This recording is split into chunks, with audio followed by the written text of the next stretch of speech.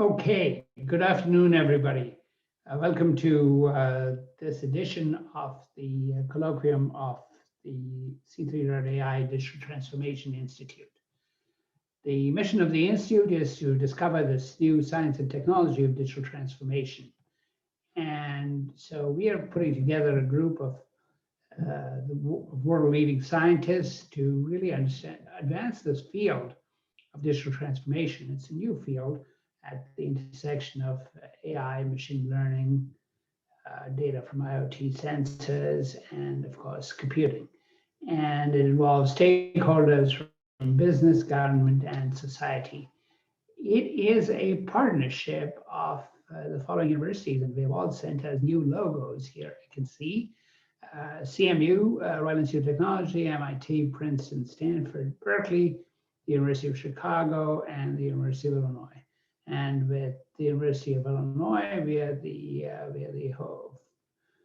sort of the co-leads for this institute. Also, two national labs, Berkeley Labs, Lawrence Berkeley Labs, and the National Center for Supercomputing Applications. The industrial partners include C3.ai, the major contributor, Microsoft with the cloud computing support, AstraZeneca, Baker Hughes, and Shell.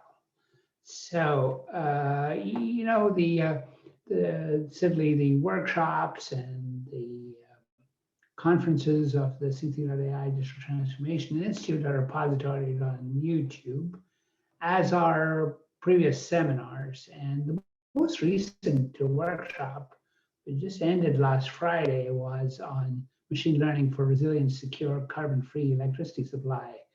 I have to say it was really fantastic. So I can endorse you taking a look at it. It's at the top of this YouTube page. So today's presentation, roughly 40-minute presentation, it might go a little longer because our speaker has agreed to take questions as you go. So you can use the Q&A features to ask questions, and Camille will also help you. You can upvote questions, and we'll leave it to Roy's discretion to answer as many as he can. So his talk is really a wonderful title. You know, there's a lot of work on AI and machine learning about sort of the open loop part of it, where you come up with mechanism design, you come up with things that you can do with the data analytics. But of course, human beings are cleverer than that. They won't just do the data analytics, but they'll actually respond and they'll make changes in their behavior. And so that, I think, is really one of the most exciting parts of what's, in my opinion, one of the key features of digital transformation, which is about how you close the loop on machine learning. Includes within it, of course, data markets, domain expertise, and models of human behavior. So a little bit about Roy before we turn it over to him, and I stop trying to steal his thunder because it's a wonderful topic. He's got his bachelor's at Michigan State before coming to Berkeley, and then he was a postdoc. I must confess, I enjoyed working with him at Berkeley. Then he taught in industrial engineering and operations research. He was a researcher in Berkeley Energy and Climate Exchange. And as I recall, one of the things that Roy did while he was in grad school is he took an inordinate number of classes in law, because at the time he was really interested in the pricing of data and privacy law and all of that, which I think, I don't know if he'll talk about that, but he has been thinking for a while about the social context of data analytics. So to his credit, he was, I think, the first person to teach a digital transformation class at Berkeley some years ago now, I'd say 2018, maybe 2017 or 2018. So with that, let me welcome Roy. And Roy, I think it'd be great if I will now mute myself and stop sharing and turn the screen over to you. Welcome, Roy. Nice to have you. Great. Thank you for that introduction. Let me go ahead and pull these slides up real quick. Great. So yeah, it's an absolute honor to be speaking at this. Thank you all for attending.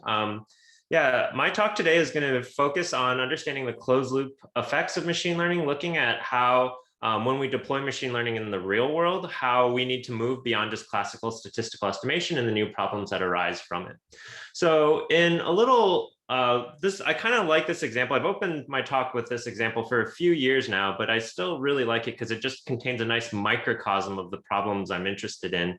And that's looking at the stages of technology adoption. So the first stage, we learn how devices work. If you think about the example of a cell phone, that's learning how to, keep it charged, pull out the antenna when you need to make a phone call, using T9 to push 7 like 3 times to send an SMS text, learning how it works. And then after the population starts to understand how the device works, it gets we begin to use it in our day-to-day lives. And I think of this as the era as for cell phones when business cards started to have cell phone number listed on it. So that's when it enters into daily usage. And then the final stage for truly successful technologies are the ones that completely integrate into our society and change how actions are done. So nowadays, like our infrastructure is designed around cell phones. If you want to pick someone up at the airport, they literally have designated cell phone lots. And I don't really even know how you meet someone in a location anymore without cell phones. So they not only change the way we do things, they also change the actions we do. And so if I think about this in the context of the digital transformation and the smart devices we have everywhere, one example is, these wearables where, you start out learning how to use them, how to keep them charged, how to make sure that the sensor readings are actually capturing things about your body. And then you take that data and you use it in your day-to-day life. You start to make decisions from it. So, you may say, oh, this sensor is telling me now that I spend too much time sitting in the workday, and I'm going to use it to remind me to stand up and walk around for a little bit to make sure that blood doesn't pool up where I'm putting pressure on my legs and possibly cause blood clots and whatnot.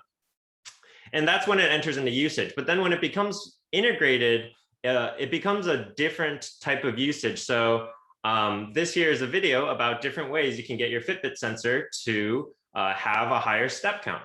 And I like this example a lot because we had instances where health insurance companies and employers are trying to incentivize healthier lifestyles by rewarding high step counts on wearables.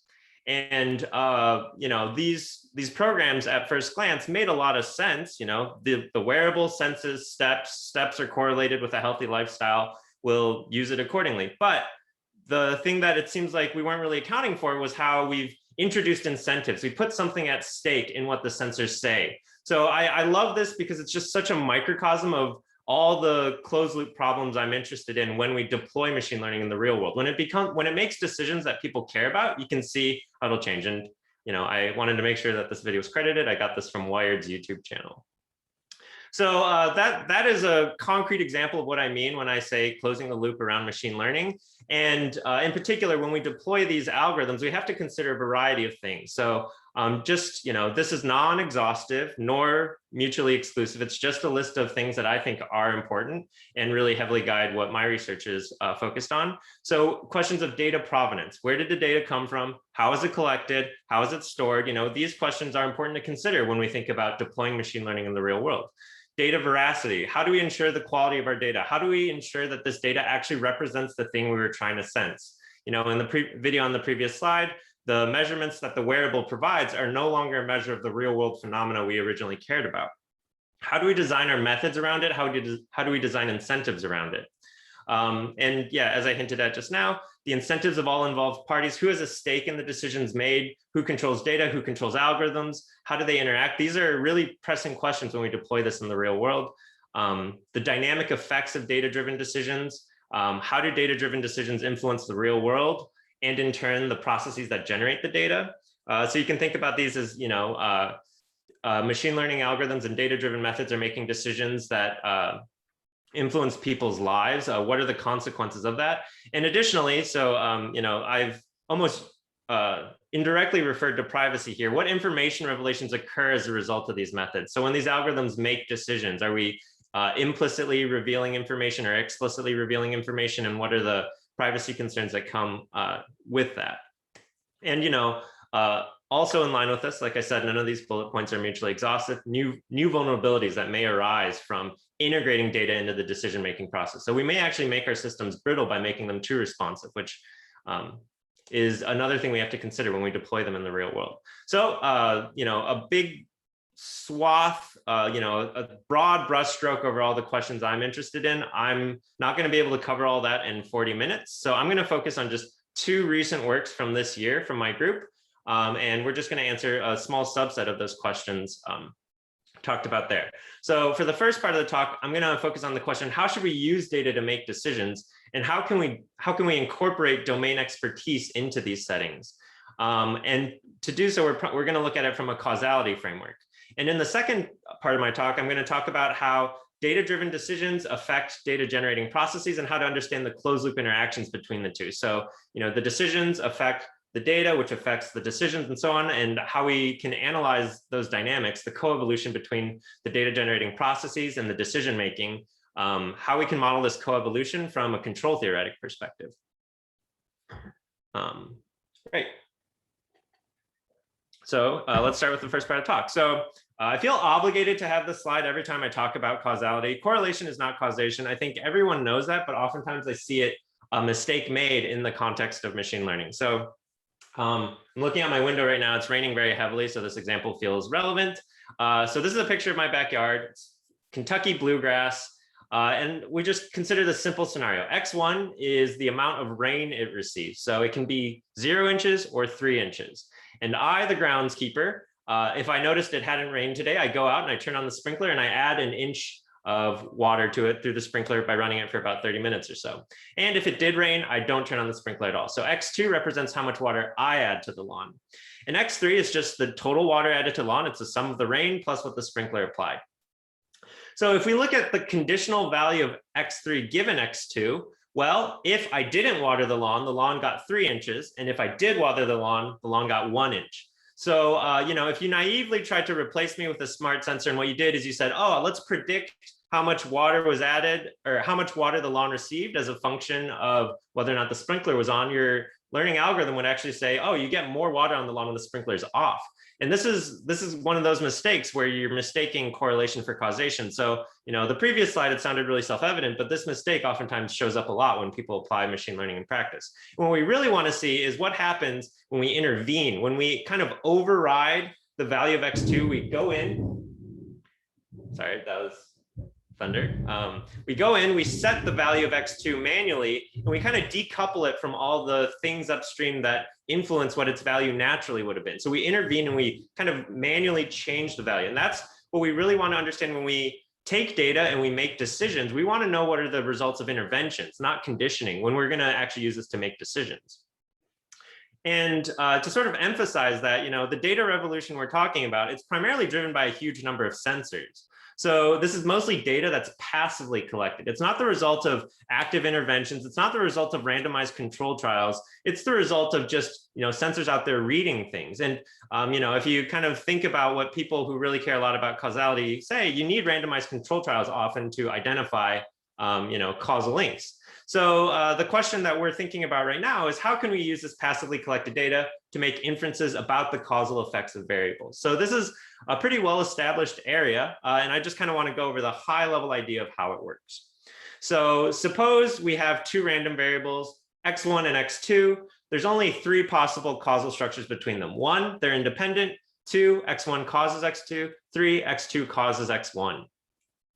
And if we only have passive observations, we can see if the variables are correlated, but not if they cause each other. And I like to think about this often. I often view this as like a modern day machine learning analog of David Hume's, 18th century ancient skepticism. We only experience the constant conjunction of these events, but it's difficult just from experiencing constant conjunction to infer some causal relationship. And, just for emphasis, even if we know the joint distribution of these 2 random variables exactly, we can't figure out the causal links from it. So there's, this kind of hints at why it's difficult to take passive observations and infer anything beyond correlation, to infer some sort of causal relationship. And in particular, what we mean to say is that these 2 causal structures are observationally equivalent, meaning that observation cannot distinguish between these 2 causal structures. If X1 causes X2 or if X2 causes X1, in either case, we're just going to see a pair of correlated random variables. So the goal of this slide is really to convey that there's sort of a reason to believe that this causal inference from passive observations is likely not possible. But it actually is, and that's something that was discovered about 30 years ago. which, so now suppose we have three, okay, sorry, I'm not incrementing. Suppose we have three random variables with the following simple relationship. So x1 is a Bernoulli 1/2 random variable, x2 is independent Bernoulli 1/2, and x3 is just the exclusive OR of the two. So it's 1 if exactly one of the two variables is equal to 1. And in this case, we say x3 is a common effect of x1 and x2. And now let's note something. So x1 and x2 are independent random variables, but if I condition on x3, it'll make them dependent. And this, this originally, the fact that they're originally independent and then they become dependent through conditioning is unique to this exact causal structure. This is the only causal structure that's consistent with those two observations under some regularity conditions. So the key idea here is that we can infer the causal link just from passive observations. And I think that was really surprising to me when I first learned that, but as I stared at it for a lot of time, it started to make more and more sense. And this is the idea that's used under a lot of the first causal discovery algorithms. So this idea is used by Pearl and Verma in their 1995 paper on the inferred causation algorithm, and by Peter Spreitz and Clark Glymore in their PC algorithm, which stands for Peter and Clark. And this reference I have is from 2000, but their paper was actually from 95, 96, where they first introduced this algorithm. So a similar time era. It basically just generalizes the intuition from the previous slide. Suppose we have n random variables and we have access to the exact joint distribution between them. So for each pair of variables, we check if they are independent, and we check if there exists a set of other random variables, which we call a context, that makes them dependent. And if that's the case, then we can recover this common effect structure that we talked about before, this V structure, and start to orient causal arrows in this graph. And so the IC and the PC algorithms I mentioned essentially just enumerate the possible combinations to determine the causal structure, again, up to observational equivalence. And when we have access to the distribution, these methods are guaranteed to recover the correct causal structure. I'm going to go into this in a little bit more detail, but real quick, right now I want to make a quick side note that there is a rich body of work that adds more assumptions onto the causal discovery task. So the most common one I've seen is that people will assume that the variables are related by a linear structured equation model. So it'll be of the form that each xi equals a linear combination of the other variables plus maybe some Gaussian noise. With those stronger assumptions, the problem has a slightly different formulation, and you generally get stronger results because these assumptions allow you to make stronger conclusions. We're not going to talk about that through this talk, but I do want to spend a moment to nod and acknowledge that it exists, and it's a very fruitful area of research. Right, so the problem setup was we suppose we have n random variables and we have access to this joint distribution between them. But in practice, we're not going to have access to the exact joint distribution. We're only going to have access to some observations from it. And so the way we adapt this to the settings where we don't know where we only have data rather than the distribution itself is we're just going to use samples from the distribution to do the conditional independence tests I mentioned about. So now instead of kind of checking the distribution to see if they're independent, we're going to feed in a bunch of samples and then estimate if they're going to be dependent or not. So basically, these algorithms run a family of conditional independence tests. And if we control the family-wise error rate of this family of tests, we can bound the sample complexity of causal discovery using these two algorithms. So again, if I were to just run the algorithm with full knowledge of the distribution, I can guarantee recovery. If I run the conditional independence tests and every one of them is accurate, then I also can guarantee recovery. So now I have a probability of successfully doing this based on the confidence of my family-wise error rate. So, that leads us to one of our theorems this year, which was just, so for now, for simplicity of notation, let's suppose all random variables only take on L different values. And this generalizes fine. It just has a lot more bookkeeping, and it'll take about 2 more slides to introduce. But the intuition is basically in place. So to successfully identify the underlying causal structure up to observational equivalence with a confidence 1 minus alpha, it requires this many samples. So, this bound is combinatorial, which is what you would expect in pretty much the causal discovery problem in the absence of further instructions. In the absence of further structure will still be combinatorial. But as we'll see in the future slide, it's a nice point of comparison, and I'll develop that in a little bit. But the key idea behind this proof is basically everything I've hinted at before. So we use recent results in the sample complexity of conditional independence tests. We basically enumerate the conditional independence tests. We use the Bonferroni correction, which is essentially a union bound, to control the family-wise error rate of this collection of tests. If test I introduces error alpha I, we need the sum of the errors to be less than the desired error level alpha. If we want a confidence of 1 minus alpha, we need the total error introduced to be less than this alpha.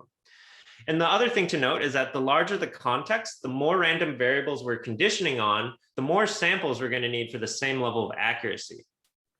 And to just kind of go under the hood a little bit, each conditional independence test basically says, oh, if I'm looking at X and Y given Z, I have to look at every possible value of Z. I look at the subset of the data where Z equals that value, and I check each of those distributions to see if they're independent, and I put it together to see if X and Y are actually independent given Z. So the more possible values for your context variables, the more samples needed for the same level of accuracy. And so the way we derive this theorem is we basically have this alpha budget that we have to allocate across tests. And we scale how much alpha we allocate to each test based on the sample complexity of each test. And this is the harder part of the proof, but it's primarily computational. If you followed the talk up to this point, it should, you have a good intuition for exactly how we made this result happen. So this is a bound we got for the causal discovery problem, but the thing we were really interested in is understanding how we can incorporate passively collected data with domain expertise. This is what motivated our work. So in many settings, we have more than just a data set. We have human experience and we have domain expertise. So as two examples you can think of in medicine, we could say that a doctor can, I came up with these examples, so they're not necessarily factual, but hopefully they're still enlightening. A doctor will say that if you condition on the level of tar in one's lungs, a patient's smoking history and the incidence of lung cancer are independent. Similarly, if you look in the agricultural setting, conditioning on the level of nutrients in the soil, the yield of the crop and the fertilizer applied will be independent. And both of these are cases where a domain expert could tell you the mechanism by which things work. So smoking causes cancer through tar buildup in the lungs. Fertilizer increases crop yield through the soil nutrient level. So domain expertise really allows us to learn. If we could incorporate that domain expertise with passively collected data, we may have some benefits, and that's really what we're trying to study here. In our work, we model this domain expertise as a partial oracle. So the partial oracle can reveal the outcome of some conditional independence tests without relying on data. And this oracle can capture known dependencies, known causal links, or known structural priors. So in the examples on the previous slide, we know these two are going to be independent given, we know that the incidence of cancer and smoking will be independent, conditioned on the level of tar in lungs. These are, the outcome of tests we know without using any data, just by using domain expertise. And to sort of emphasize this, the original algorithms we talked about, they can be seen as the full oracle case. We have the distribution in hand, so we actually know whether any pair of random variables in any context, we can test for whether or not they're independent. And the sample-driven methods I just talked about can be seen as the null oracle case, the case where we have no domain expertise. And the partial oracle basically captures something in between. And intuitively, if we have some information, this partial oracle should reduce the number of samples required to achieve a certain level of accuracy. And we formalize this intuition and quantify the reduction in sample complexity from various types of domain expertise. I'm just going to go over one example real quick, but for other examples, you can look at our paper, which is on arXiv. So first off, suppose we have a sparsity prior. And by that, I mean that if for any two random variables, if there exists a context that renders them independent, I think I meant to say dependent, that's a typo on the slide. If there's a context that renders them dependent, then there exists a context that does so with fewer than r random variables. So if I think of the causal graph, that's essentially saying that each node has a limited number of edges going into and out of it. So with this sparsity prior, if we can incorporate that, then we can actually get a new sample complexity for this. So with this sparsity prior, we're able to achieve a confidence level of 1 minus alpha in this many. So we still have the n choose 2 because we're pairwise testing variables. But before we had a term that was L raised to the n, and now we have a quantity that's more bounded by R. And in particular, so I know these bounds are a little bit hard to parse. So what we did is we graphed them. So here, what we have in the black line is the number of samples needed in the absence of any oracle. Or sorry, the number of samples needed when you have no oracle. So there's no prior. This is how many samples are needed. If we have a sparsity prior that says the contexts have at most 5 random variables, it becomes a blue line, and we can see the reduction in the number of samples needed. And this is a logarithmic plot, so this is not negligible. Similarly, if we know that we only need to check singleton context, we only need to check 1 random variable, then we have this red line here.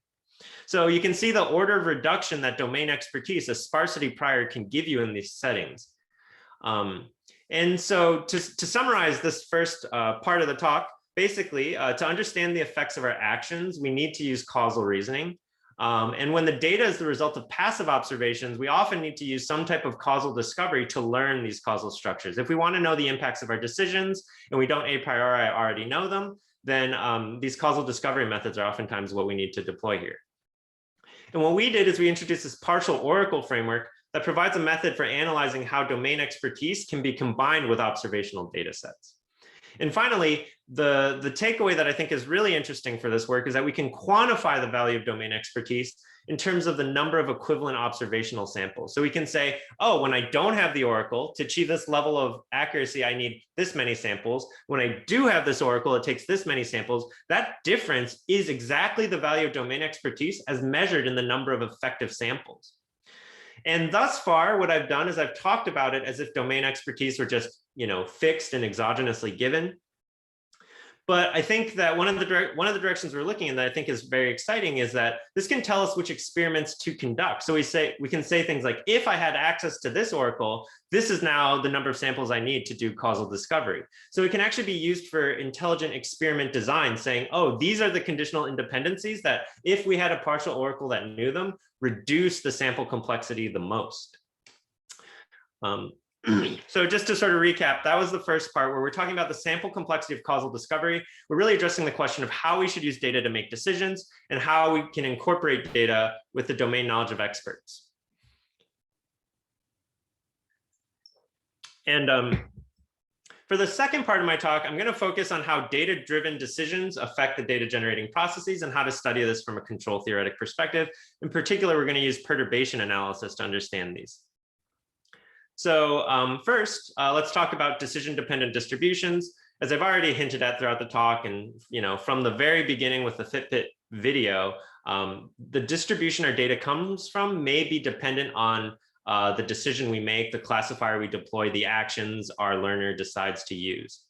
And so a common example is in the case of strategic data sources, where classifiers make some decision that people care about. So commonly talked about examples are like bank loans or college admission decisions. When you fix a classifier, people will start to modify their observable features to try to get a desirable label. So the problem of strategic classification and looking at strategic data sources is really looking at how when each data source is actually an agent with their own incentives, how do they start to modify their data in response to the decisions being made? And another example is, I hinted at this before, it's when the decision has real world effects. So, there's a ProPublica article 3 years ago, I believe, that focused on the idea of, that looked at classifiers, data-driven methods that were used to predict the rate of crime recidivism.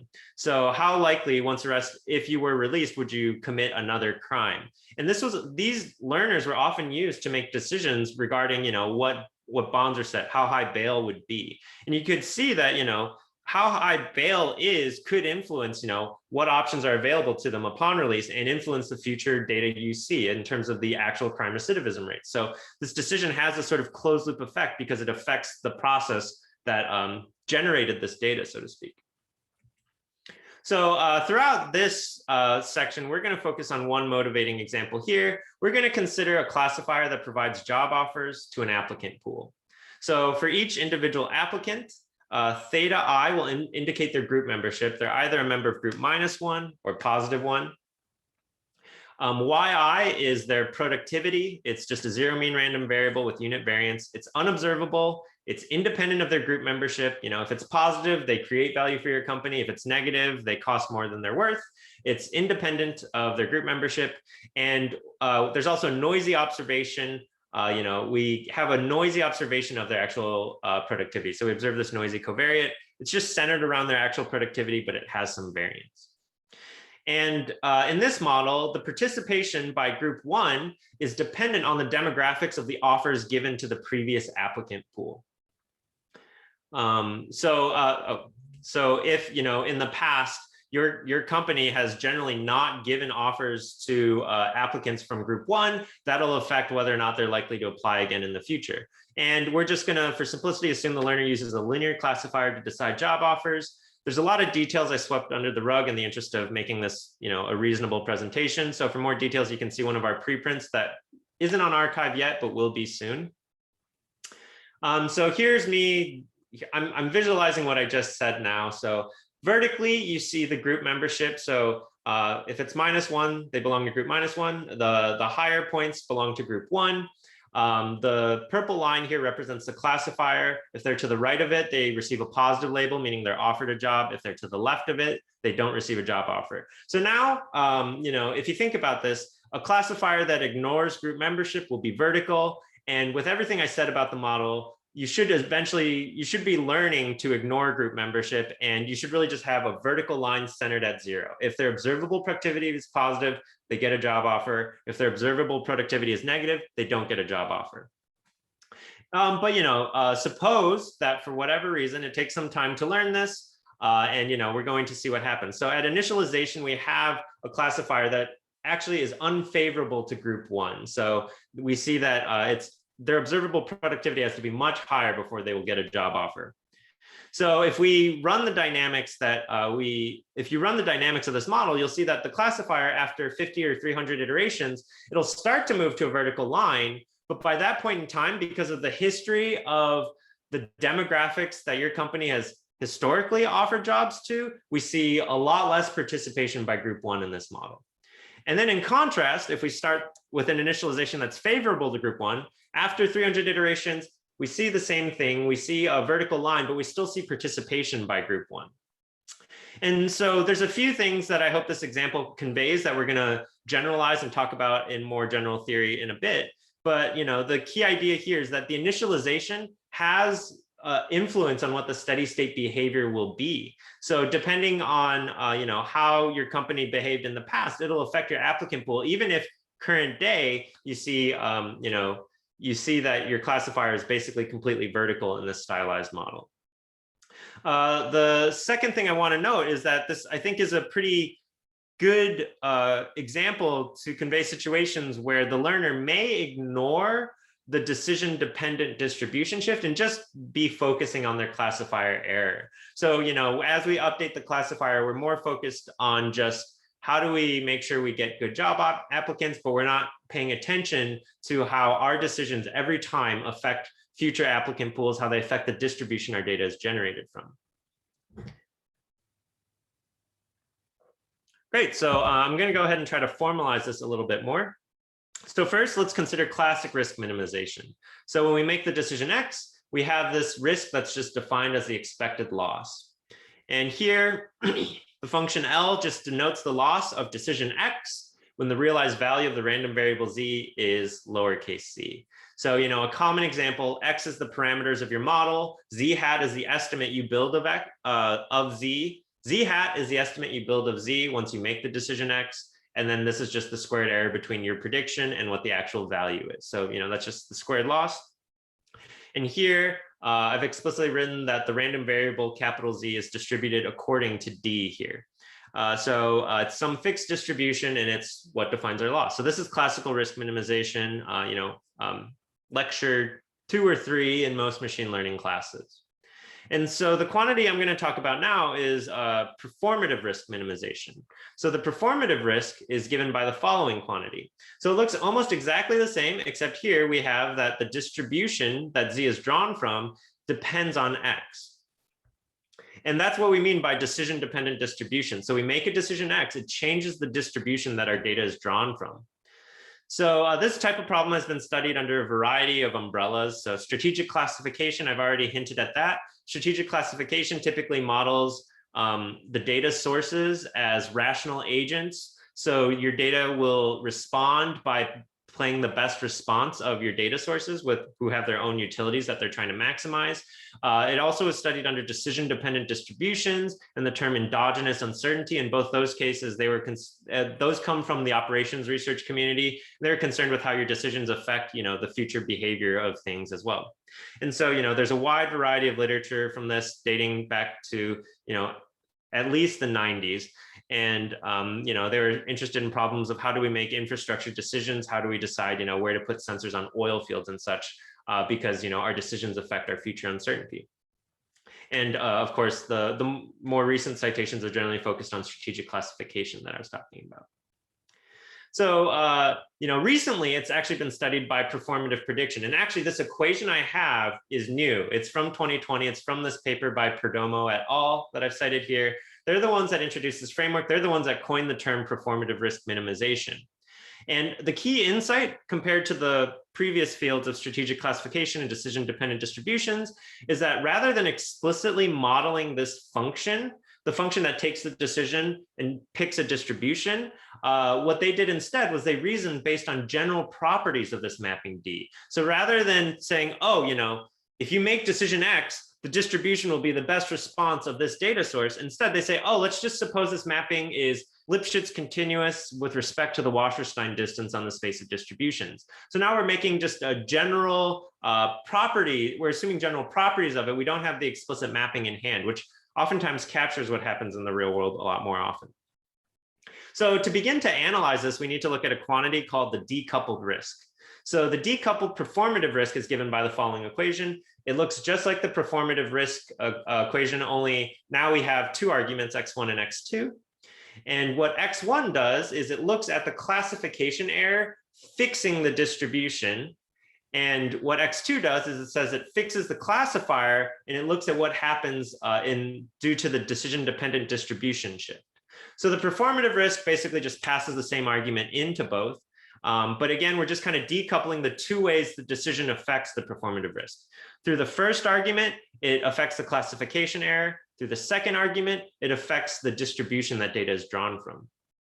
And in practice, what people do is they often fail to account for this decision-dependent distribution shift. A lot of things deployed in practice, the previous examples I had, people like when people were predicting crime recidivism, they didn't account for this. When in the example I had with the job applicants, we were just, in that case, the classifier was just being updated to try to maximize the productivity of the applicant pool. It wasn't accounting for the distribution shift caused there either.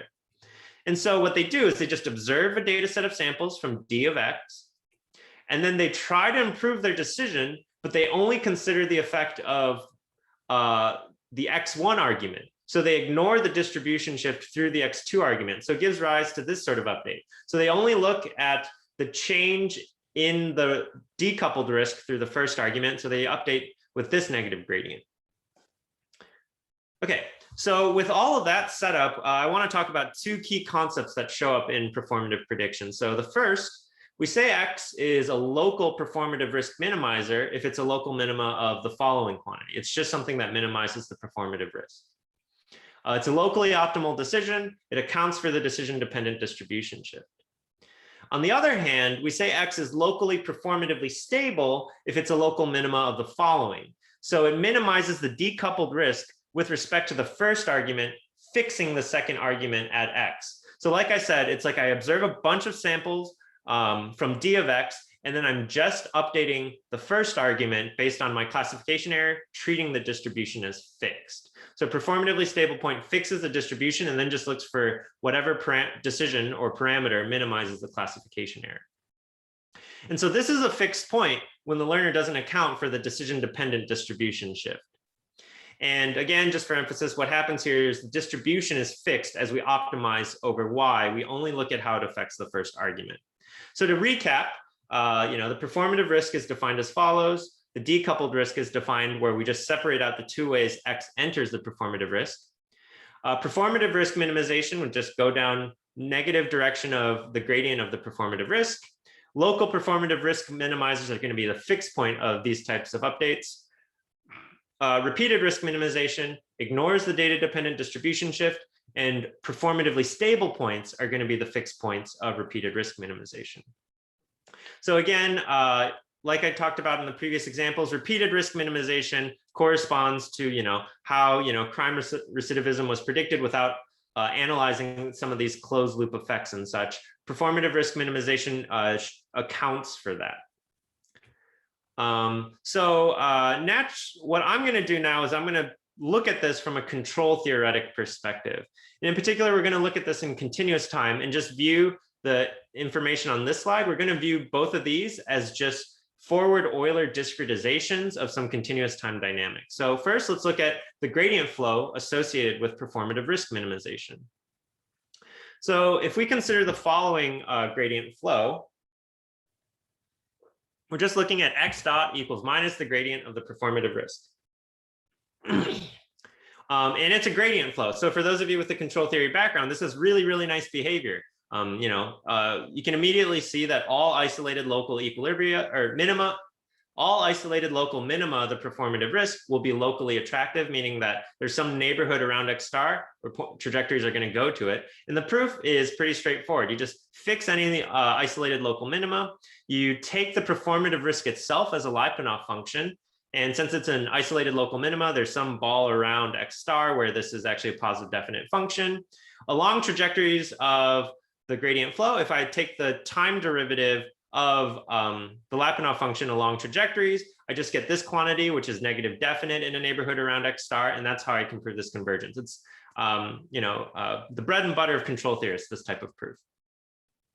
So in practice, we're not always able to calculate this gradient flow. So to do so, we need explicit knowledge of the decision-dependent distribution shift, which we often may not know. We may not know the closed loop effects of our algorithms or what they cause the distribution to do. And as I already hinted at before, sometimes we just fail to model it or we fail to account for it at all. So it's really of interest to understand how well repeated risk minimization performs. So if we define the repeated risk minimizing flow as this, it's just going to be x dot equals minus the gradient of the decoupled risk with respect to only the first argument. And I've already spent a bit of time motivating this. It's just saying I'm ignoring the distribution shift. I'm treating the distribution as fixed, and I'm just making decisions based on that. And generally, this isn't a gradient flow because each time you update x, it actually updates the second argument as well. So we don't have that nice structure we had when we're looking at the performative risk minimizing flows. And so what we're going to do is we're just going to apply perturbation analysis to this. So let's view the repeated risk minimization as a perturbed version of the gradient flow. So this is just, these dynamics are just minus the gradient of the performative risk plus some perturbation. So our nominal dynamics are the gradient flows we talked about before. Our perturbation is this quantity here, which is just the gradient of the decoupled risk in the direction of the distribution shift. And so, this is just straightforward perturbation analysis from control theory now. Under some conditions on this perturbation, the Lyapunov function we had for the original gradient flow can also be used as a Lyapunov function for the repeated risk minimizing flow. So if I take the same Lyapunov function, it's a performative risk, let's differentiate it along trajectories of this flow, we get this quantity now. So it's the same thing we had before, the norm of the gradient squared, the negative norm of the gradient squared. And then we have this other term, which is the result of the perturbation. And generally, the next two results I'm going to talk about is just controlling that second quantity. So first, one of the theorems is if we have this condition here, which is that, this equation here, then trajectories of repeated risk minimizing flow will actually converge to local minimizers of performative risk. And we call this a performative alignment condition because it's actually a condition on the angle that the gradient of the two gradients of the decoupled risk make. So if you think of the gradient with respect to x1, that tells you what direction you want to move your decision in to reduce the classification error, fixing the distribution. And the gradient with respect to x2 tells you what direction you want to move the decision in to reduce the risk because of the way it affects the distribution. And if these form a particular angle here, then we actually see that we'll have convergence, that repeated risk minimization will still converge to local minimizers of performative risk. So I think there's this nice interpretation of this as a condition on the angles the two gradients form. And intuitively, the proof is super straightforward. It just means that the perturbation only helps the convergence of the Lyapunov function. So if I look at the time derivative I had on the previous slide, it's just conditions that I have this property here. So it'll be decreasing by at least the norm of the gradient. And then second, so the other thing to note is that this converges to minimizers of the performative risk, even though we're ignoring the decision-dependent distribution shift. So that's kind of a nice geometric condition under which this happens. And on the other hand, we can just apply more general perturbation analysis to this. So if I fix any isolated performative risk minimizer, generally there's going to exist some neighborhood U around that point, a radius R, and a time, such that for any initial condition that starts in that neighborhood, it's going to converge to a ball of radius R around it exponentially fast, and it's going to stay in that ball for all time. This should feel really familiar if you're comfortable with perturbation analysis and control theory. And furthermore, if I have this condition, the vanishing perturbation condition, then the trajectories actually converge to the performative risk minimizers exponentially fast. And again, for emphasis, for both of these, we're actually analyzing what repeated risk minimization does. So it's actually kind of surprising that it'll converge to performative risk minimizers. And it follows just by viewing the performative aspects of learning as a perturbation. And the thing that I want to emphasize, pulling it back to the example I talked about before, was that this can be used to characterize regions of attraction. So we want to ask ourselves questions like, which initial conditions converge to which local performative risk minimizers, or a neighborhood of them.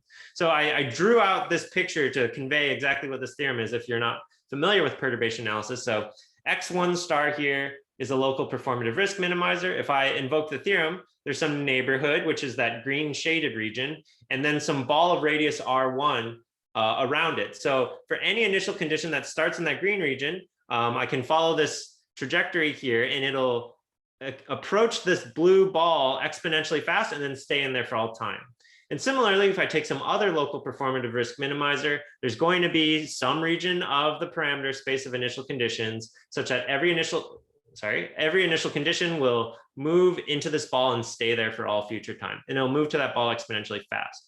And to make this a little more concrete, we can look back at the job hiring example I talked about. So what I have on the x-axis and the y-axis are the parameters given to the classifier, the initialization of the classifier I talked about at the beginning. And we can see that from most initial conditions, the dots that are white, initial conditions that have a white dot on them, if you start at that initial condition, after 600 iterations, group one is no longer going to apply to your company. You're going to have almost no participation by that group. In contrast, if I start somewhere with a blue dot, if that is my initialization, then after 600 iterations, I'm actually still going to see some presence, some diversity in my applicant pool. Group one will still be present. And so what this is an example of why I think this is of interest. We can see now the regions of attraction for the two possible outcomes. One outcome is that you have a company composed entirely of group -1 employees. The alternative is you repeatedly see an applicant pool that has representation from both groups. And depending on the initialization of your classifier, what the steady state outcome will be influenced by that. And so, the notion of which parameters are in which region of attraction is of interest in this setting. So to recap it, performative risk as introduced by Perdomo et al. In 2020, it captures decision-dependent distributions. And what we did is we looked at it from a perturbation analysis perspective. If I look at performative risk minimization, it's a gradient flow with nice convergence properties, but they're not often implementable, either due to the fact that we're ignoring them or due to insufficient knowledge of the decision-dependent distribution shift. Repeated risk minimization can just be viewed as a perturbation of this gradient flow. And then when we apply perturbation analysis, we can provide conditions on the decision-dependent distribution shift, which yields convergence or ultimate bounds. And in particular, what we were interested in is how this can characterize the region of attraction for various possible steady state outcomes. Given that this happened, when your company first started, what type of applicant pool are you likely to see, after a few years? So those are the two meatiest parts of my talk. The first was about how we use data to make decisions. The second was about understanding sort of the interaction between decisions and the processes that generate data. And to kind of cap it off, I want to just really briefly talk about the data markets that I think arise in these settings. So I'm only going to spend a few minutes on this, so I'll wrap up very quick. But I want to start off just by conveying the high level of this work. So what makes a data market unique? Well, the first thing is that the data source knows more about the data's quality than the data buyer. And what that means is that it's very difficult for a buyer to verify the quality of data even after they look at it.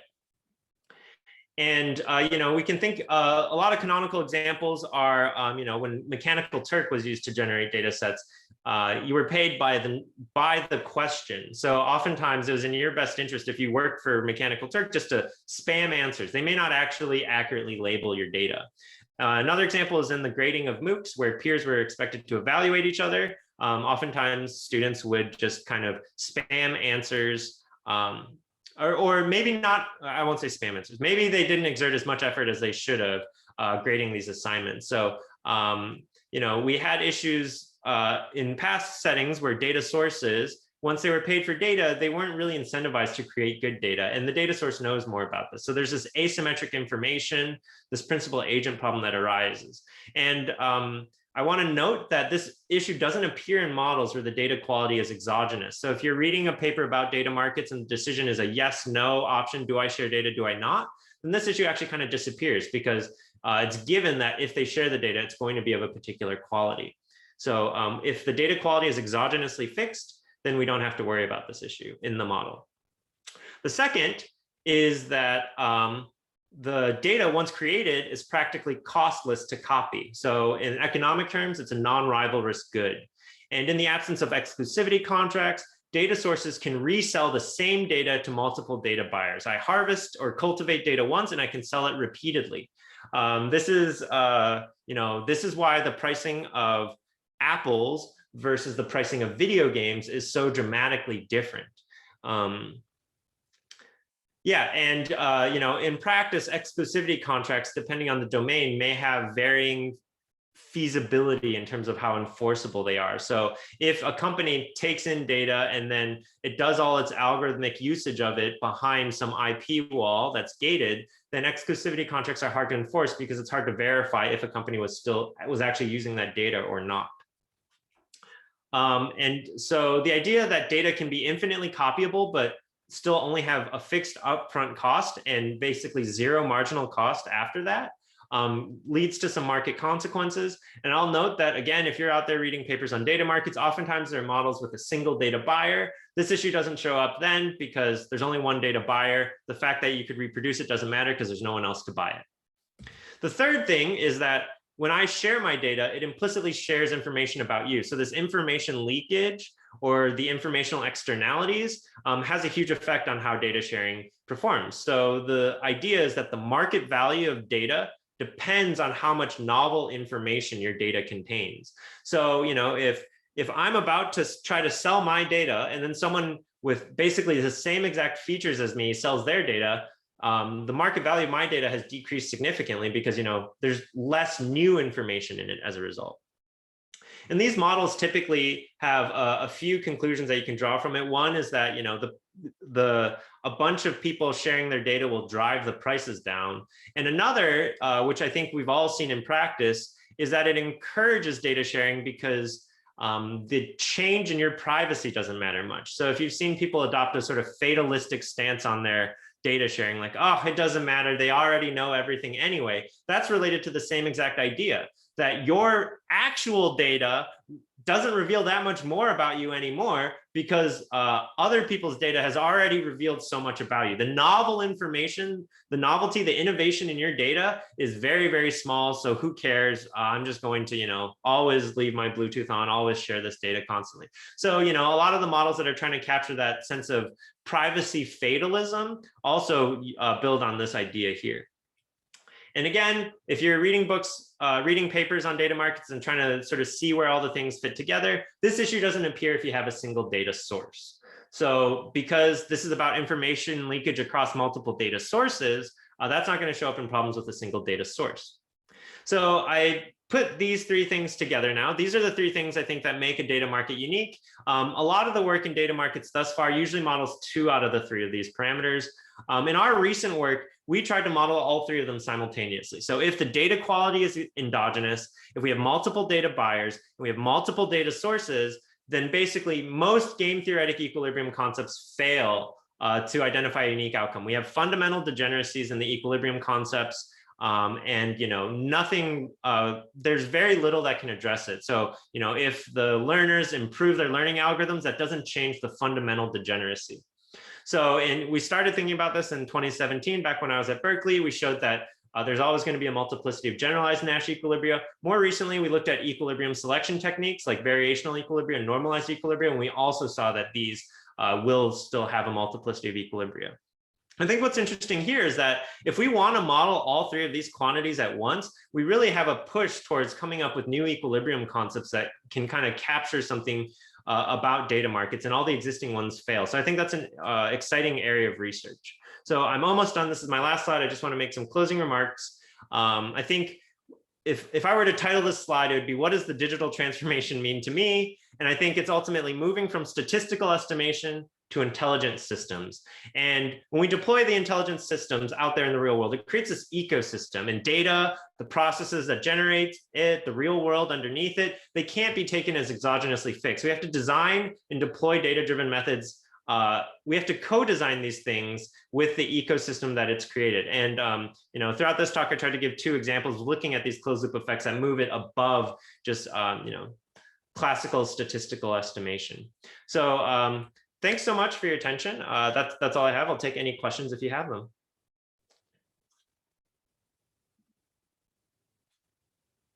Boy, fantastic. That is a great talk, Roy. And I think we have a question from Rujna. I think you can read it. It says, how do you measure the semantic value of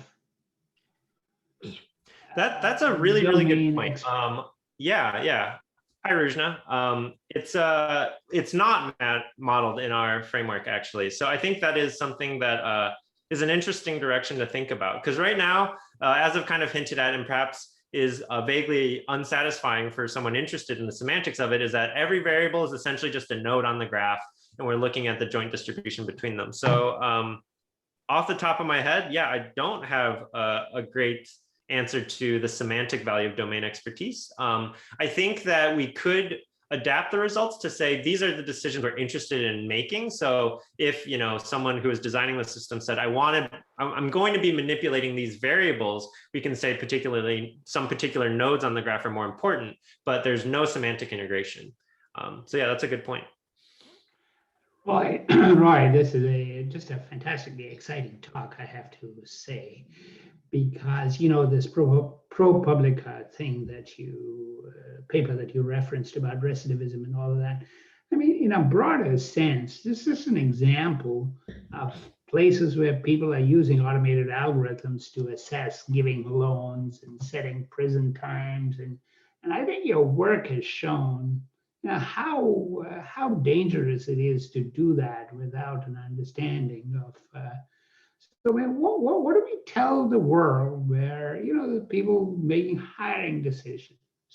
This is so rampant that this is being used. And your last slide hit the nail on the head. There's a big difference between using AI and machine analytics to make decisions and really sort of take into account. So, what is the way out now? Now the genie is out of the bottle. I'm sure it's a qualitative question, but. Oh yeah, that is the $1 million question for sure. I think I'd like to be able to answer that compellingly in like a few years. I think that is really the question to work towards. Right now, I think we're in a stage where we're still trying to just get a grasp on what the phenomena is and how to model it. And I think just sort of awareness and sort of a more conscious thought in how things are deployed for now is really the best we can hope for. I think that's an unsatisfying answer, but it's the best one I can give at the moment, because I think it's definitely an open problem. Yeah, I also like your dynamics, convergence of that was bringing dynamics into the decision process. In the economics literature, there's sort of single play games, whereas you actually have had these multiple plays, and that was also pretty exciting. It was just a wonderful talk. Anyhow, let me see if there are other people that are maybe Shrikant. Shrikant maybe had to leave, so I give him a chance. I think fantastic. I think we should have you back, and I think this is also the kind of thing that merits so in depth, because also you didn't present the proof techniques, and you talked in passing about the Wasserstein distances and DFX and all of that. It'd be great to see all that detail. Fantastic. I think it's sort of exciting talk. I really enjoyed both parts to it, and also your conclusions at the end. Camille is asking me to say that this was the last talk of the term, but it was really on C3.dt, the colloquium series, and one of the best, I would say. Fantastic job, Roy. And we'll look forward to resuming on September 2nd. And Roy, I'll reach out to you. This is, but please, I will look for when your paper appears in archive also. That sounds wonderful. Just a fabulous talk. Thank you so much. Thank you. Thank you. I didn't realize I'd be the season finale, but it was an honor. Thank you. Okay. Thanks. Okay. Bye.